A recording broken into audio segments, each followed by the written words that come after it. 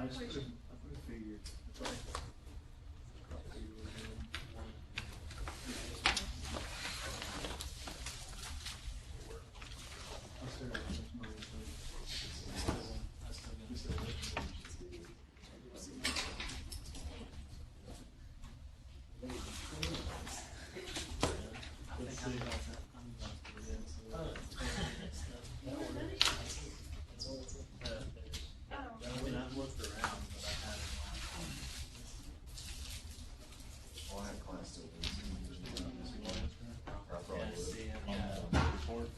Me?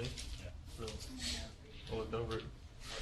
What is CBR? Is it that California bearing ratio? That's the only thing I could find on CBR, because he's like, what about CBR? He doesn't want you to do a direct share test, too. Yeah, actually, I I would think it would, because a road is sloped upward. Like, there's slopes on the highway or a road. Yeah, 2% from 2.5% would allow. I mean, it's still a slope. From the crest. And direct share, I mean, it's, I don't know, it just don't make sense to me. Yeah, me either. And then he asked, are we really gonna do the asphalt test? I don't know. Yeah. Any of the asphalt tests. Yeah. I mean, what else are we gonna do? You guys do an asphalt test for the design. So you come up with a design. I was saying they never really showed us anything on asphalt. It's kind of like, I think other than that gyration deal. All I know is We have to spend our money there. $500 goes in there and get some asphalt test. Because I don't know anything about asphalt. I think it's a little concrete all day long. We don't like anything about asphalt. We don't like to color. I mean, I start back at Anderson Monday, not Monday, Tuesday, it's Monday, Labor Day.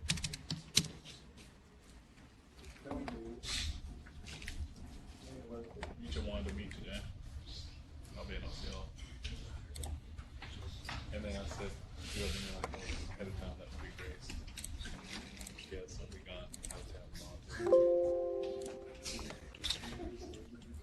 We're gonna get hours though. We're not just gonna do that. Things that he wants in November, and then he wants all of our testing done in September.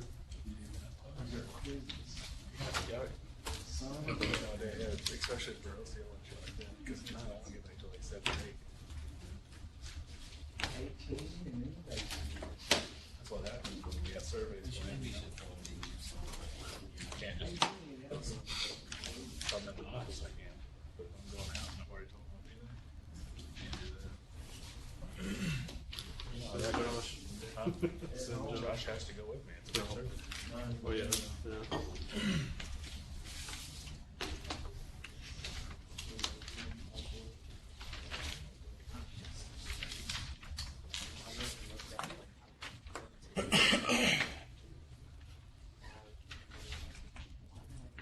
Yeah, this is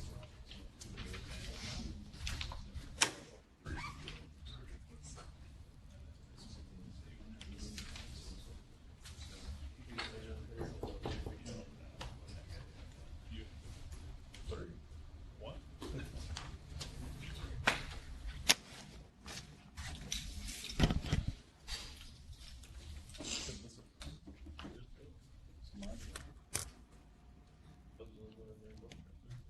The 9, it's not 9. 3PL, 3, yes. It'd be 2PL, 3. They're over 9.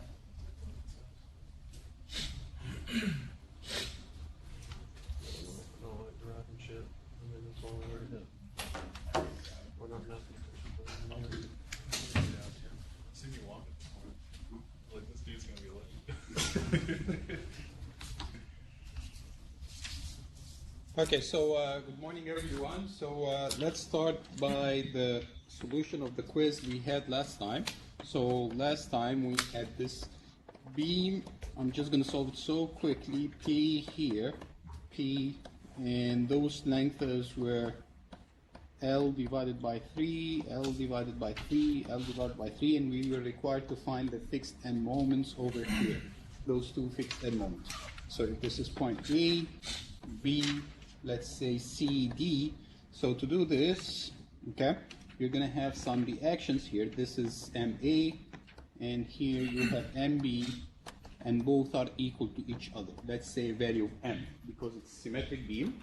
Okay, so what we need to do here is break this beam into two parts. Beam 1 plus beam 2. So in beam 1, okay, we're just going to have this forces P and P, and therefore symmetric, so the reaction here is going to be P and P. And then the rest of the reactions, M here and M here. And then we're going to draw the bending moment for beam 1 and the bending moment for beam 2 and put it on the conjugate beam. So this is the conjugate beam.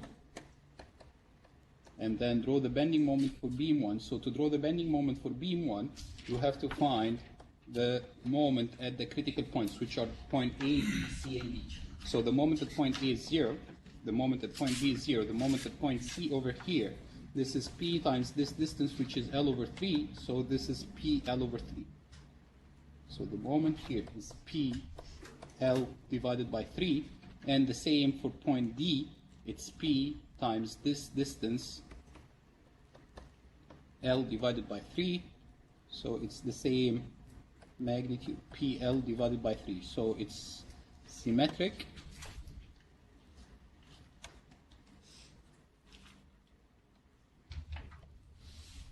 That's positive, positive, positive. And then for beam 2, you have negative M here, and negative M here.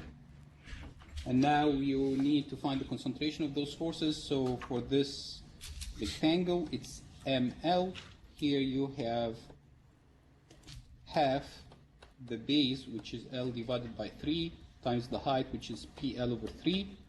This rectangle over here, the base times the height, so L divided by 3 times PL divided by 3.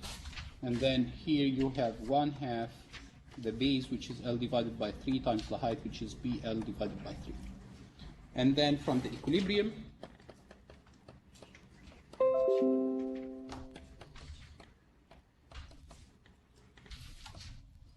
sigma Fy equal to 0. This is the equilibrium of the conjugate beam.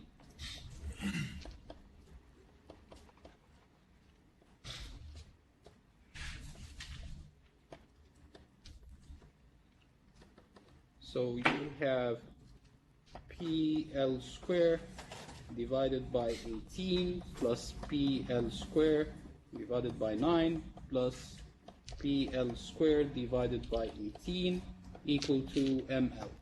So therefore M is PL 2PL divided by 9. Those are the 6 elements.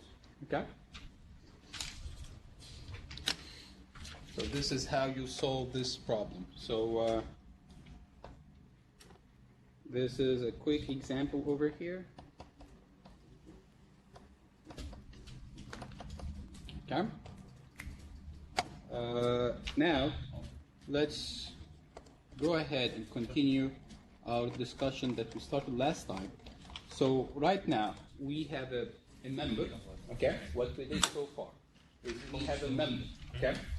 And we understand now what is the fixed end moments. The fixed end moment is the moments at the end of that member, okay, when it's fixed from both ends, when there is no rotation, when there is no deflection at the end, okay? And we understand now that you don't have to memorize all the values, for different loads. You have this at the back of your book, and you learn even how to derive them if you want. If you need to derive them, you can do that, okay? But you have them at the back of your book. What is the magnitude of those moments due to, the fixation of the ends? And then last time we started saying, okay, what if there is no loads, okay, on that member, but there is a rotation here at point A, a unit rotation? How much will be the moments at the end due to that unit rotation? We did this derivation last time, okay? And that's what we got for a theta A, okay? The moments at the end, the NA, the moment is going to be 4EI divided by L multiplied by theta A. And the moment at the other end of the beam, MB, is going to be 2EI divided by L multiplied by theta A. As you see, this value is just 1/2 this value, okay? This is just 1/2. And if it's the opposite, if there is a theta B, then MB is the 4EI divided by L theta B, and MA is just 1/2, okay, at the other end of the beam. Now, let's continue the same discussion. What if we have, okay, a unit displacement, not a unit rotation, okay, at one end, okay? So the end moments, not fixed end moments, the end moments due to a unit deflection at the end. That's what we want to derive right now. Okay? So we have this member again, A, B. It has a length L. Hey, this is video support. We're not receiving any audio for your recording. No audio. No. The mic is on. Can you hear me now? Can you hear me now? I don't know. Guess it's maybe it's the other room, not.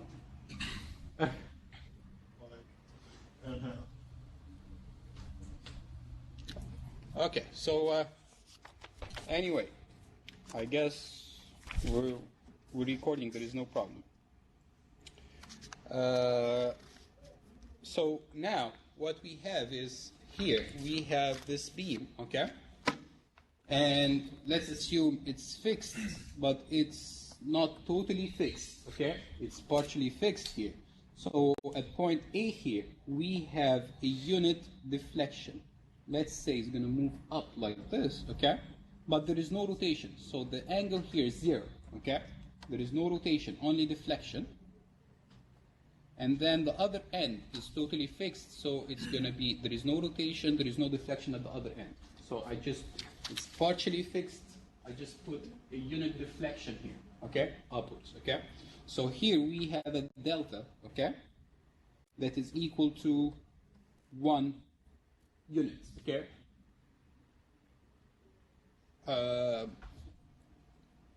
So that 1 unit, it can be in feet, in meters, okay? Whatever the units, it's just a 1 unit, okay?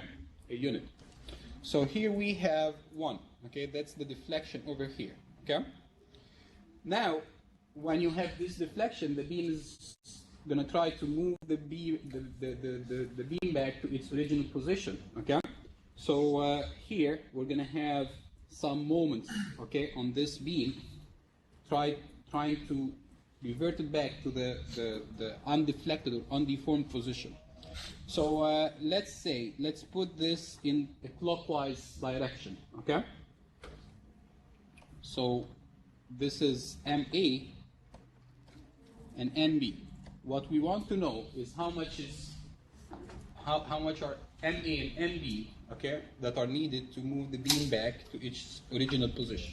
So we're going to do this so quickly because we did this last time, okay? So the thing is, okay, just draw the bending moment diagram, okay? So for the bending moment diagram, you have, let's have MA, okay, and MB separately. So I'm just dividing this into 2 beams, beam 1 and beam 2. By the way, there are vertical reactions here. There will be a vertical reaction here, a vertical reaction here, a vertical reaction here, and a vertical reaction here. But their magnitude, I don't care about their magnitude, okay? Because I can draw the bending moment diagram without knowing the magnitude of those vertical forces, right? How can I do this? Let's draw the bending moment diagram for beam 1. How would the bending moment diagram for beam 1 look like? What's the moment at the critical points? the moment at point A. How much is the moment at point A? MA. How much is the moment at point B in beam 1? 0. So for beam 1, the bending moment diagram would look something like this. MA and 0 at the other end. For beam 2, I want to draw the bending moment diagram for beam 2. How much is the moment at point A? 0. How much is the moment at point B? Negative MB. So this is the bending moment diagram for beam 2. So that's the bending moment diagram for the two beams, okay? I'm just going to put this on the conjugate beam. So this is the conjugate beam.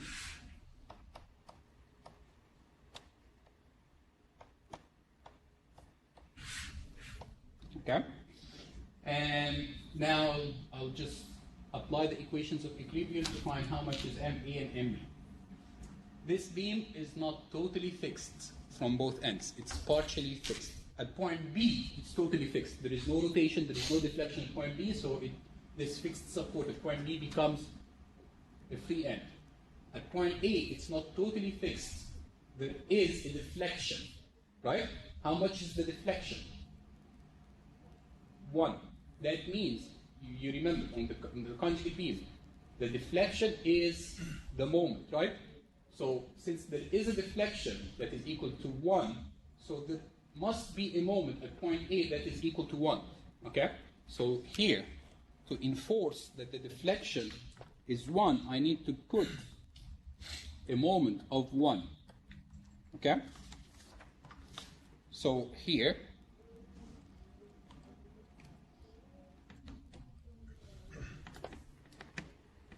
to enforce the unit deflection at point A, we put a unit moment at point A on the conjugate beam.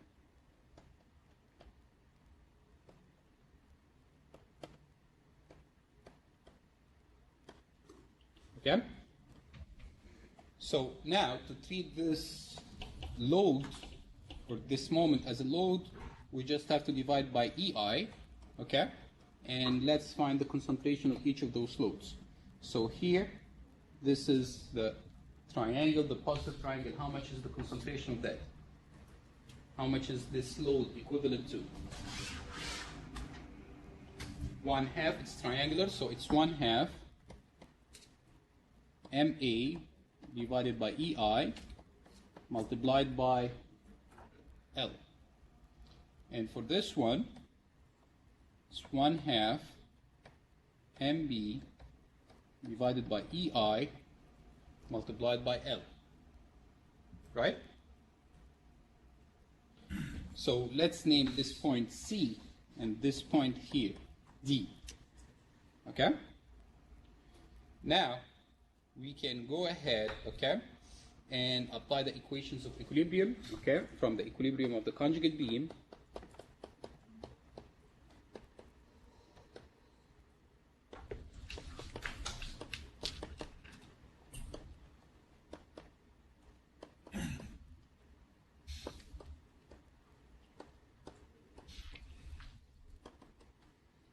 Let's take the summation of the moments about point D. Doing so, I'm just gonna get rid of this moment, okay? Or this force, the moment of this force. So here we're gonna have 1 plus MAL divided by 2EI multiplied by its distance. How much is this distance? How much is the distance from this force to this force? 1/3 L. So here we have L divided by 3, and that's equal to 0. Right? So therefore, MA, just move the 1 to the other side of the equation, it becomes negative, and then MA is going to be negative 6EI divided by L squared. Okay? That's the magnitude of MA. Okay? Due to a unit deflection at point A. Okay? What about MB? Applying the equation, the other equation of equilibrium, the summation of the forces in the vertical direction equal to 0. How many forces do you have in the vertical directions? This one and this one. So they have to be equal to each other, right? So that means that MA has to be equal to MB, right? So from here, MA is equal to MB is equal to negative 6EI divided by L squared. That's the moments at the end due to a unit deflection at point A. Okay? What does the negative sign mean? My assumption was wrong. Okay? I assumed they are in a clockwise direction, right? MA and MB. I assumed that they are in a clockwise direction. Actually, I ended up having that, no, they are in a counterclockwise direction. My assumption was wrong. But I'm just going to leave this negative sign, okay? So those are MA and MB. What if, instead of having a unit deflection at point A, we had a deflection that is equal to 10? Those values, instead of being 60I divided by L squared, they're going to be 60. What if it's 20? 60I divided by L squared multiplied by 20. What if it's just a given value, delta? So you just have to multiply this by that value, delta, okay, the magnitude delta. So here,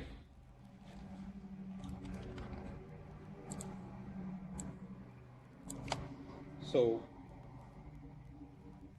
the moments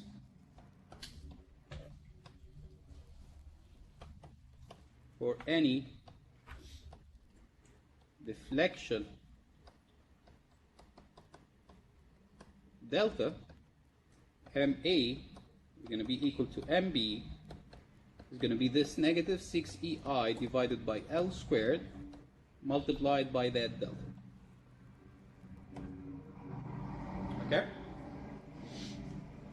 So now, let's see some different cases here. It's the same beam. Okay? So what we had, I'm just going to throw 4 different cases for you now. Okay? What we had is that if this one, we had a unit deflection like this, okay? We're going to have, so this is a delta, not a unit deflection now, but it's upward, okay? In this way. The moments, we're going to have moments like this. I drew them in a clockwise direction, but I'm just going to say that they are negative 6EI divided by L squared delta. And this MB is going to be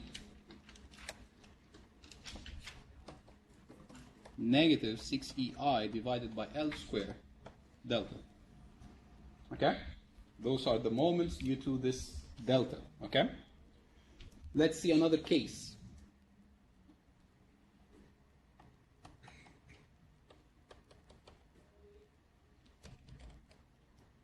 A and B. Okay? If the delta is here, like this,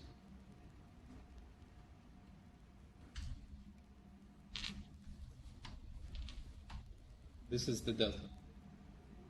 Okay? How much are going to be MA and MB?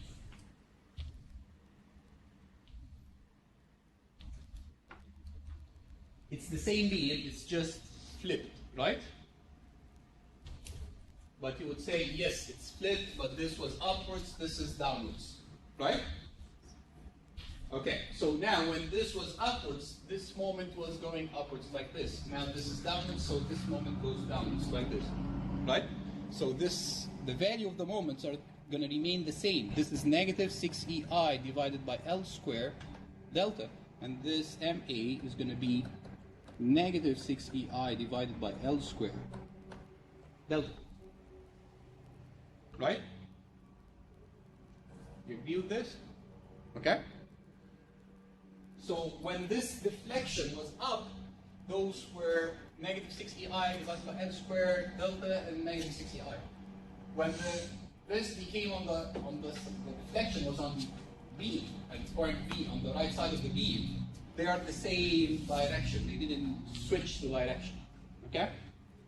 So it's the same, negative 6EI divided by L squared delta, whether it's this delta or this delta. Okay? So to have this combined into one rule, okay, you would say, okay, this delta is positive and this delta is negative, right? This is upwards and this is downwards. But if you say that this is positive and this is negative, okay, you're not going to be able to, put those two cases into just one formula, okay? So the sign convention that we're going to use to apply for both beams, okay, for both cases, if delta moves or rotate the beam in a clockwise direction, then I'm going to give it a positive sign. So this delta here, as you see, the beam was like this, okay? Let me move it a little bit down so that I can. So the beam was like this. This delta made the beam rotate in a clockwise direction. So this delta, I will give it a positive sign. And the moments are going to be negative 6EI divided by L squared multiplied by that positive sign. So the moments are going to be negative. Okay? In this beam, delta is positive as well. Why? Because the sign convention that we're putting now is it moves the beam in a clockwise direction. So this delta is positive, so those moments are going to be negative 6EI divided by L squared multiplied by this positive value. Okay? So another two cases. Let's see here. Another two cases. What if the deflection here was like this, downwards? This is the delta. Okay? It's the same, just it's gonna, the moments are gonna flip the direction, right? So the moment here is gonna be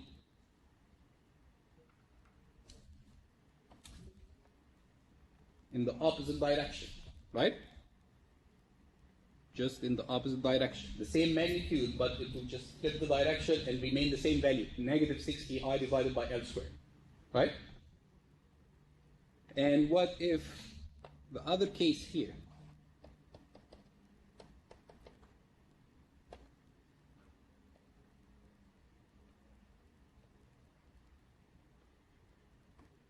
delta, it's just going to flip the direction, right?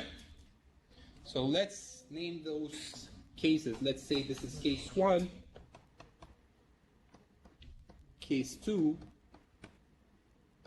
case 3, and case 4. Would case 3 be up on that side? Yes, thank you. That's good. When doing some mistakes, just make me realize that, students are paying attention. So this is delta, the opposite case, okay, of case 4. So now, let's say we add up case 2 and case 3.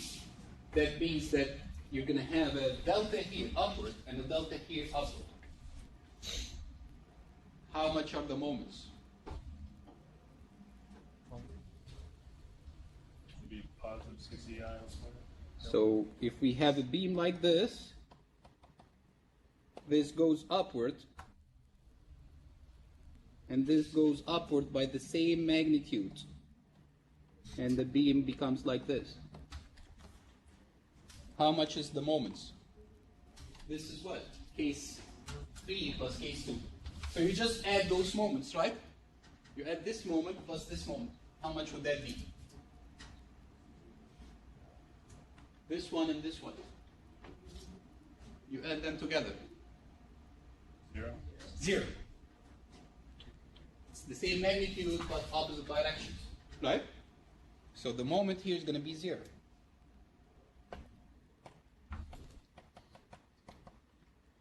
MB is going to be 0. So if both shifts the same magnitude, okay, then it's 0. Why? Simply because our definition of delta now, okay, we said delta, the sign of delta, it's positive when it rotates the member clockwise, right? And it's negative if the member rotates counterclockwise, right? Now, when you had those delta, did the member shift clockwise or counterclockwise? Neither clockwise, right? It didn't rotate at all. So delta is 0 here. For this member, the delta didn't cause any rotation, okay? The both ends moved with the same magnitude. There is no delta, okay? It remained horizontal, so it's 0. There is no moments that are going to be developed for such a displacement, okay? So for delta to take to have a an effect on the moments, there has to be a differential value between the two end displacements that would what cause moments to generate in this beam. The differential delta between the two ends. Okay? The differential deflection between the two ends. Okay? So now what I want to do is combine all what we did in just one big case. What's that? I have a member, okay? And it has some loads on it. It has some deflections at the end. It has some rotations at the end. How much would the moment at the end be? Okay? So now, combining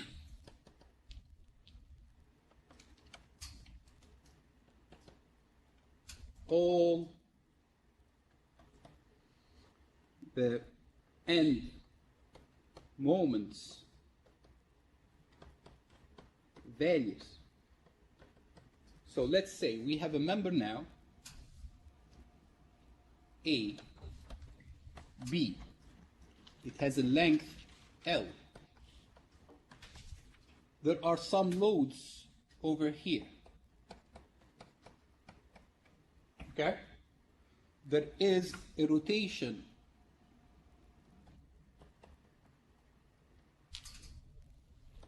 theta A. There is a rotation.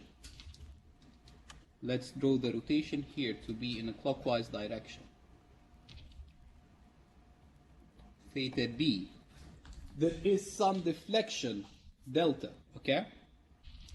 Let's draw this like this. There is a delta here, okay? Differential deflection between the 2 points, delta. So how much are going to be the moments MA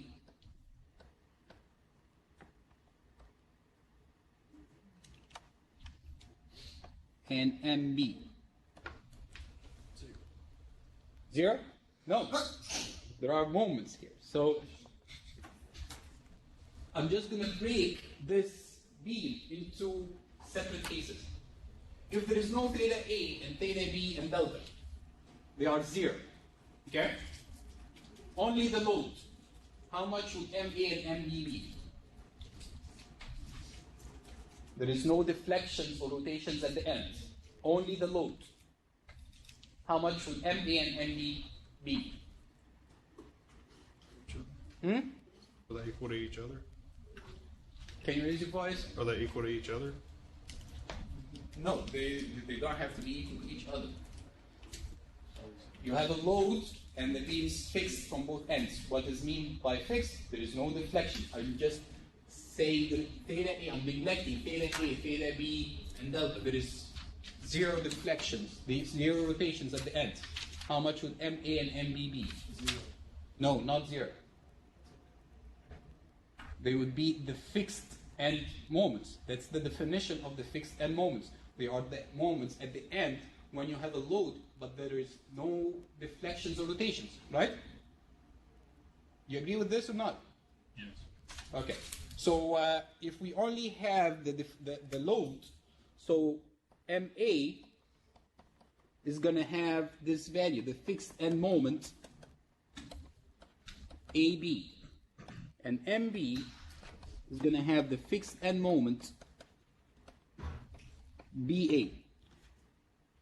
What if there is no load, there is no delta here, there is no theta B, there is only theta A? How much would MA and MB be?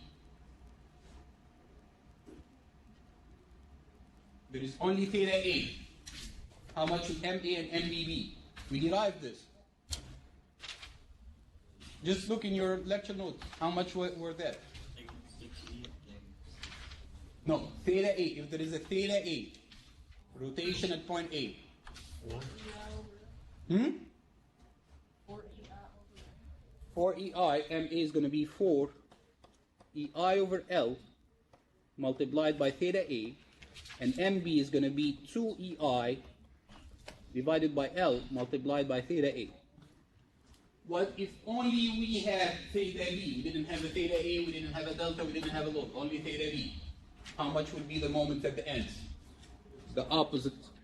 So it's going to be 2 EI divided by L theta B, and this is going to be 2 EI divided by L, 4 EI divided by L theta B. What if we only had a delta? What if we only had a delta? That delta, point B or point A, and you realize it's the same, right? It's going to be negative 6 EI divided by L squared multiplied by that delta, and the same magnitude here. No, that's the opposite. Right?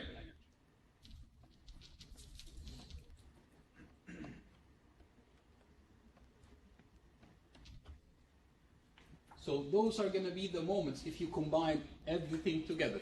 Theta A, theta B, a delta, a load, right? If you have everything, okay, this is going to be the moments at the end.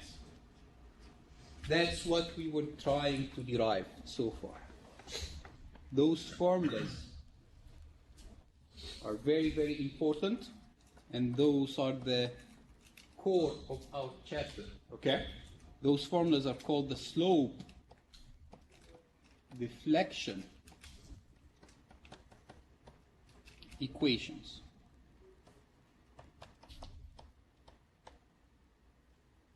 Slope deflection equations. That's the name of our method, the slope deflection method. Okay? It's named this way because the entire method is based on this law or this equation. Okay? As you see here, if you have a number like this, if you know how much is theta A, how much is theta B, how much is delta, okay, you can find the moments at the end, right? But you need to know how much is theta A, how much is theta B, how much is delta. If you know this, you can solve your problem. You can find the moments at the end, right? And once you find the moments at the end, you can apply the equations of equilibrium and find the vertical forces, so you can draw the bending moment diagram and the shear force diagram for that member. So your problem here is finding those deformations at the end, the slope and the deflection at the end of that member. If you're able to do this, using those formulas, you're going to be able to draw the shear force diagram and the bending moment diagram for that member. Okay? So that's the core here. So the problem here is how you're going to find theta A and theta B and delta. Should I give it to you, or you will be able to find it yourself? Definitely, if I give it to you, that's going to be, a very nice thing, but I'm not going to give it to you. You're going to learn how to find it yourself, okay? So our problem now, to use those formulas are very, very, very useful, okay? But we need, in order to use them, we need to find those slope and deflections at the end, okay? So our unknowns now is what? What's our problem? Finding those slope and deflections. We're going to name those the kinematic degrees of freedom. Okay? So we need to find the kinematic degrees of freedom, the displacements and the slopes at the end of each member in order to solve our problem. Okay? So now, having this slope deflection equation, just a summary, a very important thing that we're going to add here, okay, so that you don't forget. The sign rule here for using this formula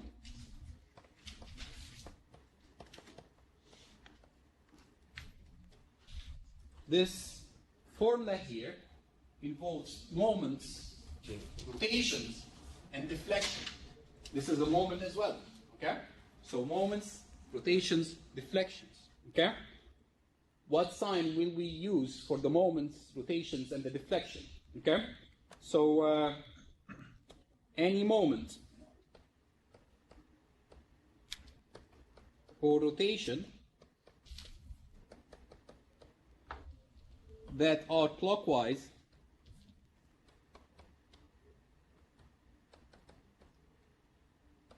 are positive. So if your moment or if your rotation is clockwise, we're going to give it a positive sign. But this is not what we did in structure analysis 1, okay? The moment where, you know, if it's up, then it's positive, if it's down, then it's negative, right? But to use this formula, the slope deflection equation, this is the sign convention here for this, to use this equation, because this is what we used while deriving the formulas, right? So for this is for the moment or rotation. What about the delta? The deflection.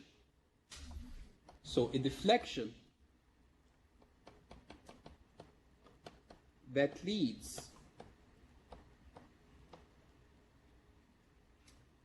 the member to rotate in a clockwise direction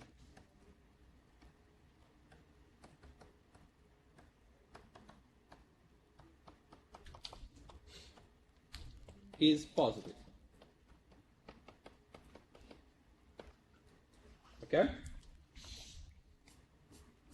So to use this formula, you need to know theta A, theta B, theta B. We said those are the kinematic degrees of freedom. You also need this fixed end moment. How would you find this fixed end moment? It's at the back of your book. Just whatever load you're going to have, just open the back of your book and find how much is the fixed end moment for that case. Okay? So that's an easy thing here. Okay? So now, let's see. Let's start discussing this kinematic degrees of freedom. So, kinematic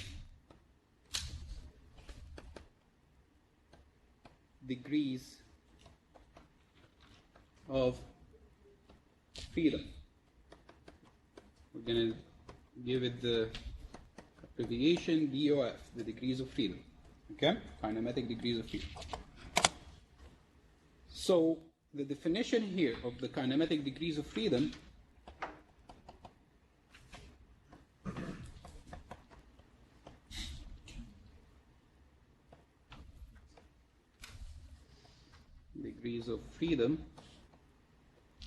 are the unknown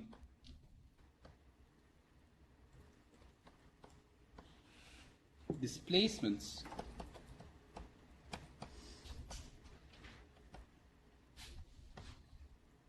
and rotations at the nodes.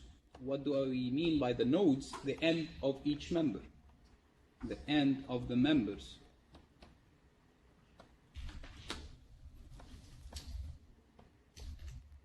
That are required to be found to calculate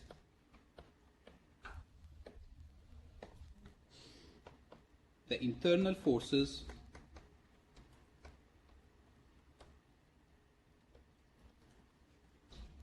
using the slope deflection equations.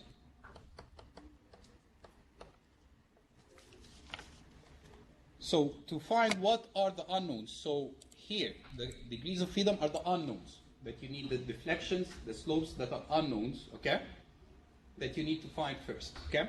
So this is, you know, to use this formula, slope deflection equation, you first need to know what are those unknowns, okay. So to find the number of unknowns in a correct way, we're going to have some rules here, okay. So rule 1. If you have, let's say, a beam that looks like this, okay, and it deforms, there is some deformation. So let's say this is point A, B, C. So as you see at point B, there is a rotation, okay? There is a rotation at point B. But if I break this beam into two members, AB and BC, so this deforms like this, and this deforms like this, okay? So we have a theta here, theta B, and we have a theta here, theta B. Are they related? This theta here, this theta here, the two members, are they related? Yes? I think so. Okay. What is the relation between those two values?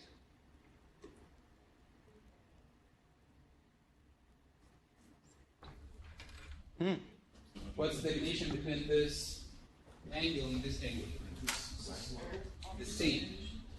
Because it's the same, you know, remember, if it rotates like this, okay, going from here to here, just a small distance from, you know, the left of B to the right of B, the angle is not going to change. Nothing is going to be able to change the angle in that very small length. It's a rigid member, right?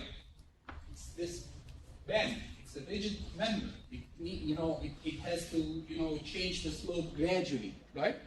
So here, for a rigid member, so this is the first important rule. So at a rigid joint, so point B is the joint between the two members, okay? Members meeting at this joint will rotate with the same angle. Okay? That's the first important rule that you have to have in mind.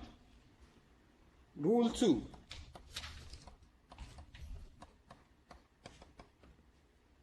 So here there is only one unknown. It's theta B. This theta B is equal to this one. They are not two independent unknowns. It's the same value. Okay? Rule 2. At a fixed support,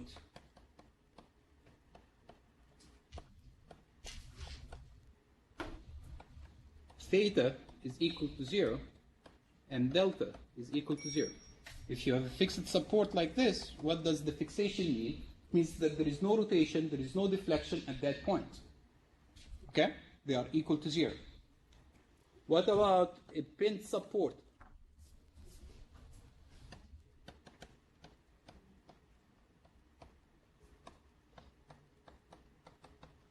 A pinned support like this. How much is theta? It's unknown. It can rotate. There can be a rotation at the pinned support. Okay? It's not fixed. But delta is equal to 0. The support prevents the beams from moving vertically. Delta is 0. The deflection is 0 due to the, this support. It's preventing the vertical motion. Okay?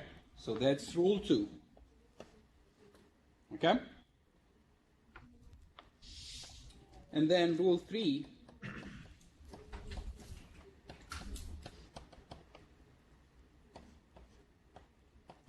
at a hinge joint, not a support, I'm talking about an internal hinge, at a hinge joint,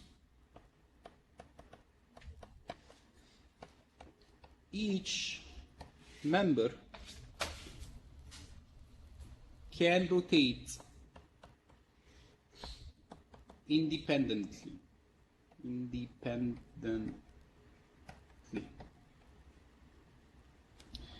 So what's meant by this, let's say you have a member like this, a member like this, and they are connected by a pin, an internal hinge. This is not a support, okay? There is no external support here that is preventing this node from moving vertically, okay? So if this member rotates like this, there is a theta B here. Should the other member have the same rotation? No.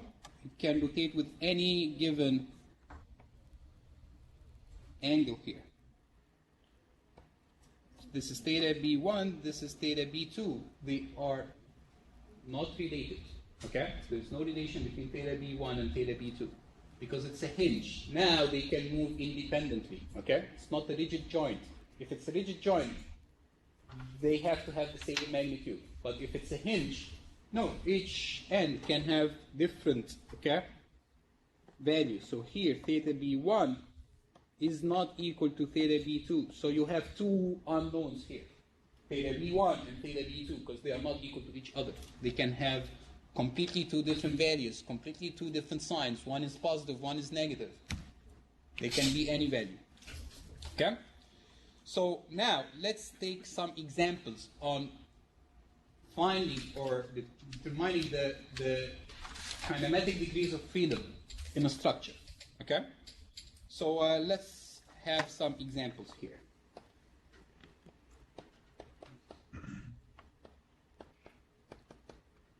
So what are the kinematic degrees of freedom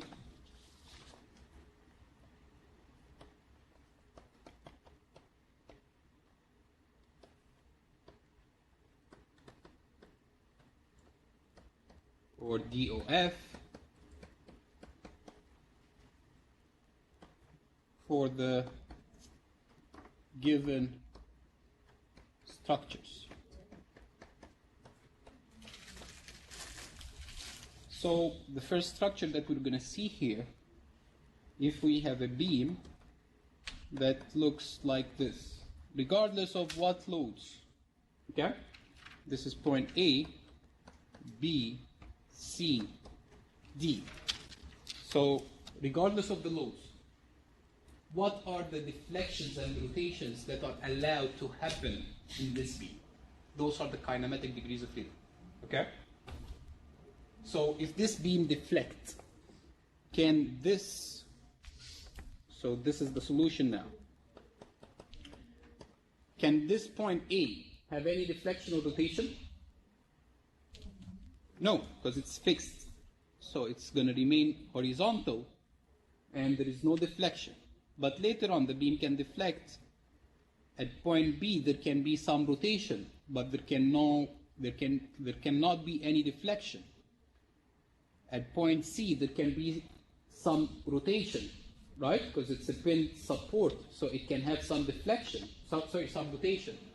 And here it has to be, it's a rigid joint, okay? So this theta B is equal to this theta here, okay? And then at C it has to remain, the same member like this, and then at D it has to have zero deflection, but it can have some rotation, right? So now, if I break my beam into three different members, and those three different members, A, B, B, C, C, D. This is A. B, this is how the deflection would look like. This is BC, and then this is CD. Let's see. What are the kinematic degrees of freedom? They are the deflections, unknown deflections, at the end of each member. So that's why I broke my structure into three different members. So for member AB, at point A over here, how much is delta A? How much is the deflection at point A? 0, 0. How much is theta A? 0. 0. Why? Because it's fixed. Rule 2, okay? At point B, how much is the deflection? 0. The pin support prevent the deflection, so delta B is 0. Theta B, unknown, can be any value. I don't know how much would it be. That depends on the loads. I don't know. Right? And then let's move to the second member. How much is delta B here? Still 0. How much is theta B? Unknown. But it's the same value as this theta B. How about point C? How much is delta C? 0. Theta C. How much is theta C? It's unknown. Let's move to the third member. How much is delta C? 0. How much is theta C? Unknown, but it's the same magnitude as this theta C.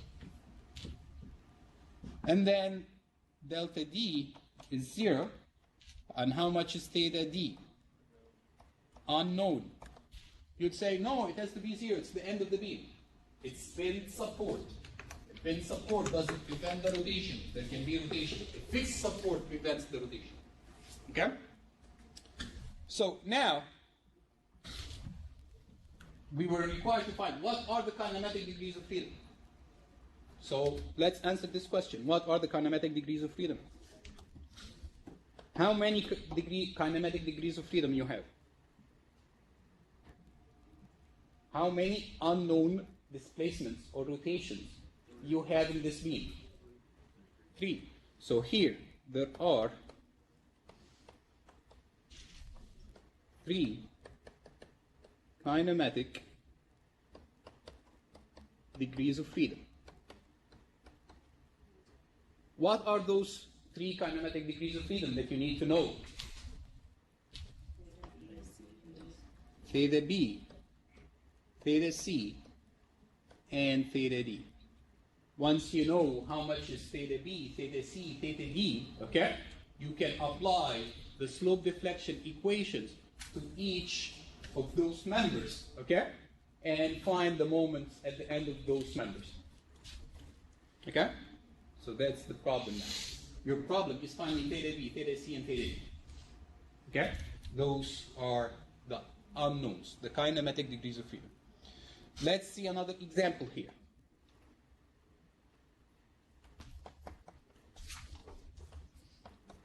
Just another structure here.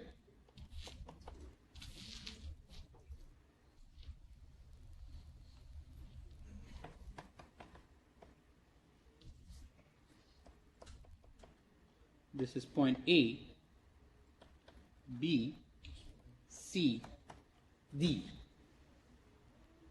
We want to find the kinematic degrees of freedom. What are the kinematic degrees of freedom? So, regardless of what are the loads, okay, let's see if this beam deflects, deform under some loads. Point A here. Can it move any deflection, any rotation at point A? No. At point B, is there anything preventing point B from moving upwards or downwards? Is this a support? No, it's a joint between the two members. It's not a support. So this point B can move downwards, and it can rotate. And then here, at point C, what type of support is this? What do you think? It's a spring. Okay? What is spring? Vertical. It can have some deflection. It prevents the beam from moving vertically, but not 100%, prevention. It can have some deflection, right? So there can be some deflection here.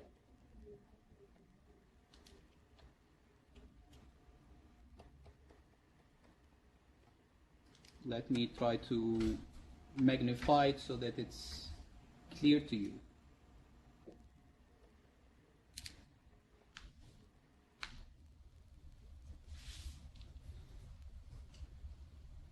And then at point D, there cannot be any deflection or rotation because it's fixed support. So now, let's break the beam into the members. So how many members do we have here? 3. Member AB, member BC, and member BD. Sorry, CD. So that's member AB, BC, CD. Member AB can have a deflection that looks like this. Can deflect like this. So how much is delta A? 0. How much is theta A? 0. It's known, it's 0. How much is delta B? How much is that deflection? Is it 0? No. Do you know how much is it? No. So there is a delta B and it's unknown. How about theta B? It's unknown. Okay? Let's move to the other member. BC. So point B here. It would deflect, right? There is nothing, there is no support preventing it from deflection. So there is a delta B. Is this delta B related to this delta B? No. Yes or no? Delta, the deflection. When point B moves down, Oh, yes. Yes. hmm? Yes. The two members are connected, so they're going to have the same deflection, right? The same magnitude of deflection. You agree with this? Yes. Okay, great. So if this is delta B1, so here we have delta B2, and you're saying it's equal to delta B1, right? It has to be equal to delta B1, because it's the same point, the same deflection, right? Everyone agrees? Raise your hand. I just want to make sure everyone is agreeing. Everyone's wrong. Okay? Why is that? Rotate independently? Huh? They can rotate independently? No. They can rotate independently, but the deflection, no, they cannot deflect independently. It's the same point. If it moves down in both members. So why not? Why I'm saying this is wrong? Is A and C are different?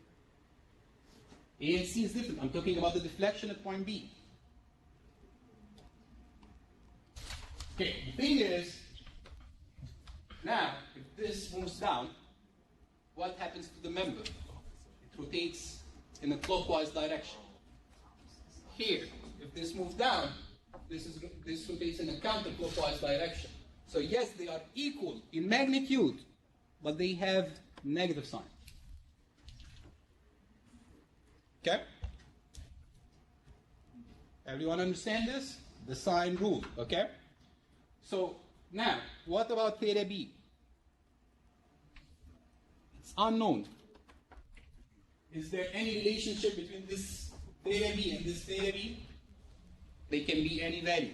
So I'm not going to name them theta B. I'm going to name theta B1 and theta B2.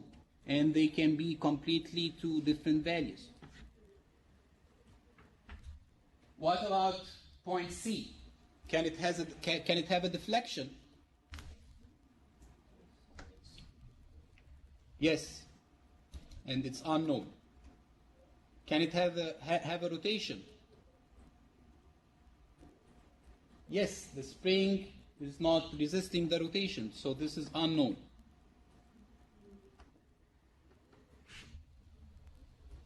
And now for this member, delta C.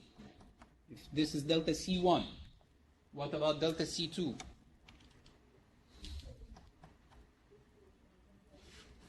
It's negative delta C1. The same magnitude, it's the same point, same deflection, but it's going to have a negative sign. What about theta C? those related, theta c here and theta c here? Yes, it's the same magnitude. There is no hinge, only at the hinge, okay? A hinge joint. The two thetas are not going to be equal to each other. What about point D? How much is delta here? And how much is theta here? 0. So how many kinematic degrees of freedom you have here?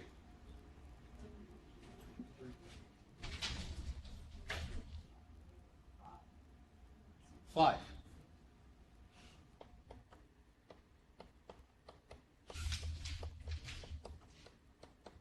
What are those 5 kinematic degrees of freedom?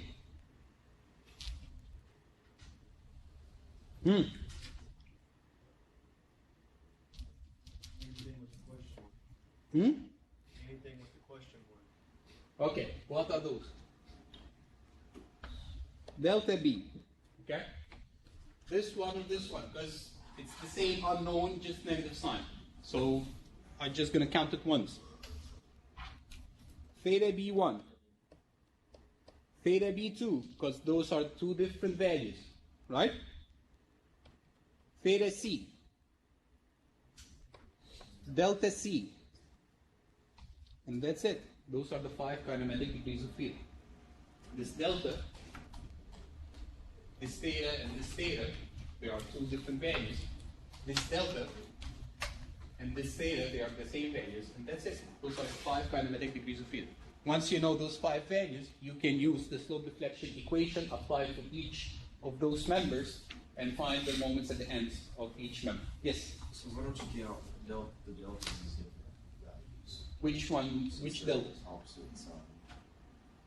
Okay, if I tell you delta B1 is 5, how much is delta B2? Negative 5. So once you know delta B1, you know delta B2, right? It's not an unknown anymore. Just one of them is unknown. Once you know it, the other one, you're going to know it, right? Any question here? Okay. So those are the kinematic degrees of freedom that you need to know, 5 kinematic degrees of freedom that you need to find in order to use the slope deflection equation to solve for the internal forces in this member. Let's see another example here.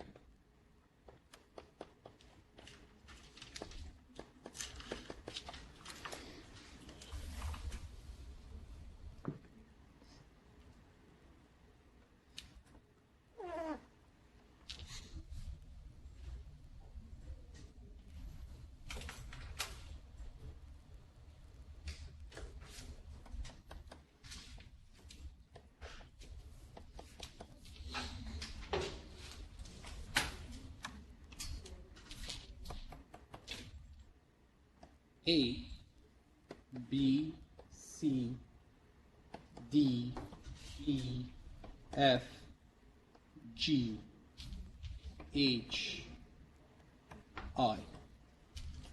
We want to find the kinematic degrees of freedom in this. What type of structure is this? Is the B? What would you call this structure? Frame. Okay. So we have this frame. We want to find the kinematic degrees of freedom in this structure. Okay. So if it deforms, how will it deform? The first thing for frames, it can have a sway. It can move, horizontally. So this member, point A is fixed, so it cannot rotate or deflect, but point B can move like this, right? And then point C can move even further. I'm exaggerating here, you know what's going on, but there can be a deflection. And then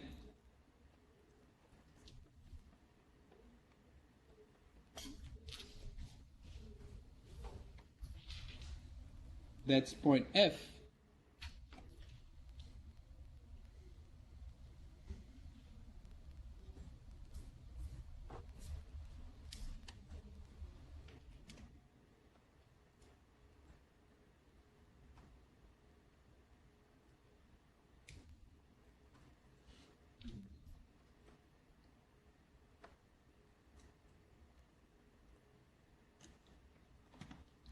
So it will just gonna, have some sway like this, right?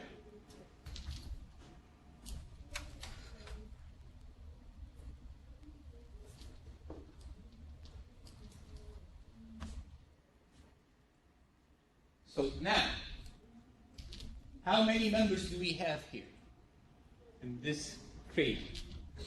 Why I'm asking how many members do we have? Because when you're required to find the degrees of freedom, the kinematic degrees of freedom, what are the kinematic degrees of freedom? They are the unknowns, unknown deflection and rotation at the end of each member. So I need to know what are the members here. We have member AB, BC, and so on. So 1, 2, 3, 4, 5, 6, 7, 8, 9, 10. So there can be a deflection, a rotation at the end of each of those members. Okay? So now, let's see here. For point A, how much is delta A? How much is theta A? Zeros, because they are fixed. Point A is fixed. Point B, is there anything preventing point B from moving horizontally? No. So I'm just going to call this delta. So here we have a delta B. As you see, delta is the deflection perpendicular to the member, okay? When we had a horizontal member, delta was vertical. Now, if it's vertical member, it's the delta that is perpendicular to the direction of the member. So theta B is unknown. What about delta B is unknown. What about theta B? The rotation at point B. Is there anything preventing this member from rotating? This point B from rotating? Is there a fixed support? A fixed support is the only thing that prevents the rotation. This point is not, there is no fixed support here, okay? So there is a rotation. It can rotate, okay? How much is the rotation? It's unknown. What about theta B in this member? Theta B in this member. It's a rigid joint. Rule 1, if you have a rigid joint, theta B is going to remain the same in all the members. So it's just theta B. Whether it's in this member or this member or this member, since it's a rigid joint, okay, it's going to rotate with the same magnitude. All three members at point B will have the same rotation, okay? And then at point C moved this value. So there is a delta C here. It's unknown. And there is a theta C, which is unknown as well. Right? Let's find or write the rotations for all the joints there. Here, the rotation. Is the rotation theta D known or unknown? The rotation at point B. Unknown. What about the rotation at point I? 0. Why? Because it's fixed. What about the rotation at point E? Unknown. What about the rotation at point F? Unknown. What about the rotation at point G? Unknown. What about the rotation at point H? Unknown. A lot of unknowns in this problem. Okay? And then the sway, the deflection, delta E here. Is it known or unknown? Is it known or unknown? Unknown. Point E can move horizontally, right?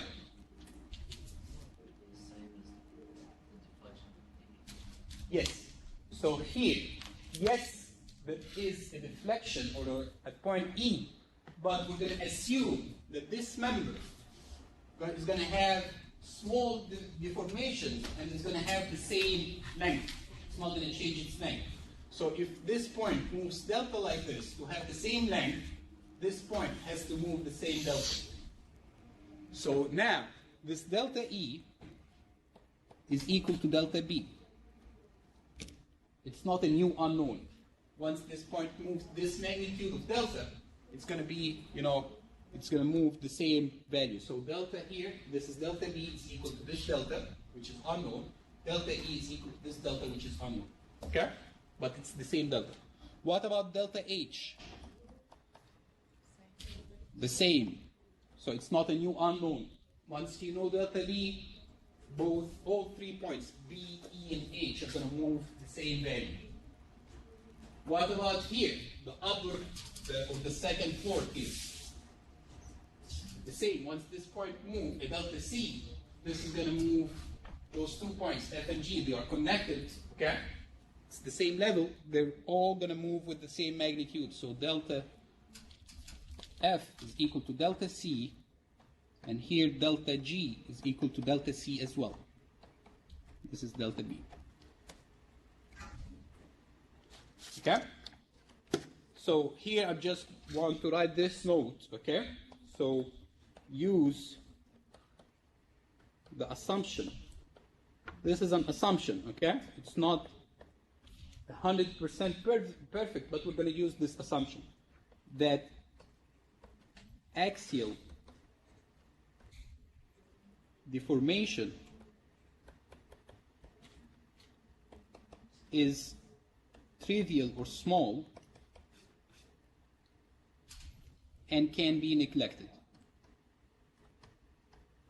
Under this assumption, the length of each member is going to be the same, so the delta is going to be the same. Okay? So now, what are the kinematic degrees of freedom under this assumption?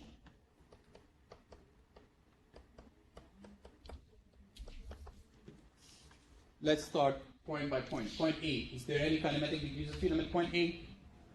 No. At point B, there is a delta B, it's unknown, and theta B is unknown. At point C, delta C and theta C. At point D, at point D. What about delta D? It's 0. So delta D is 0, it's not unknown, and theta D is unknown. What about point E?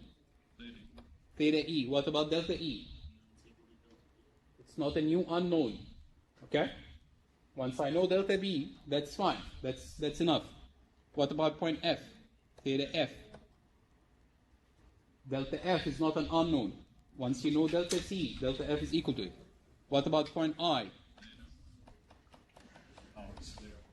The delta and the theta are equal to 0. What about point H? Theta H. What about delta H? It's not an unknown. Once you know delta B, that's it. And then theta G. So how many kinematic degrees of freedom you have here? 1, 2, 3, 4, 5, 6, 7, 8, 9. Once you know those 9 unknowns, okay, you can use the slope deflection equation for each member, okay, to find the moments at the end of each of those members. So what are the 9 unknowns? Thetas, 1, 2, 3, 4, 5, 6, 7 thetas, and 2 deflections, 2 sways, 2 side sways. Any question? Okay, so see you on Tuesday after the Labor Day. So enjoy your weekend.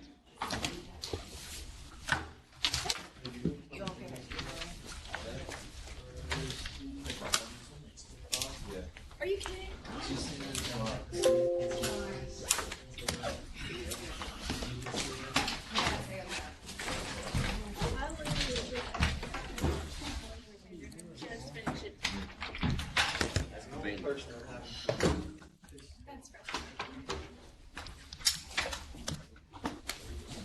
So, by the way, the rules for the steel bridge competition, they are published, okay? So I'm going to put them on Blackboard, okay? And I'm going to assign you the first assignment. The first thing that you have to do, okay? Just read the rules, okay? And you're going to need to summarize them in a report, okay? You need to find the constraints and, you know, the rules to, you know, find which bridge is better, okay? So the first thing is read those rules. I'm going to put them on Blackboard. I'm going to write the first assignment for you, okay? All right. You're an old man.